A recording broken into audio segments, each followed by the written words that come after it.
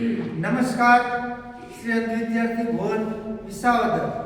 આજે આ સ્કૂલમાં જે ભોજન છે તે હરિદાસ બાપુ અગ્રાવ એમની પુણ્યતિથિ છે। એમના દીકરા કાંતિભાઈ હસ્તક છે અને જગદીશભાઈ પણ અહીંયા ઉપસ્થિત છે। તો આપણે પ્રભુ રામચંદ્રના ચરણોમાં પ્રાર્થના કરીએ કે હરિદાસ બાપુ અગ્રાવતના આત્માને શાંતિ અને સદગતિ મળે, ભગવાન શ્રી રામ એમને એમનો ધામ આપે અને એમનો પરિવાર સદાને માટે સુખ શાંતિ અને સમૃદ્ધ રહે, એમનો પરિવાર સદાને માટે આરોગ્યમય રહે અને ઉત્તરોત્તર એ પરિવારની પ્રગતિ થાય એવી પ્રભુ રામચંદ્રના ચરણોમાં આપણે પ્રાર્થના કરીએ। અને આ ભોજન લેતા પહેલા આપણે સૌ પ્રાર્થનાથી શરૂઆત કરશું।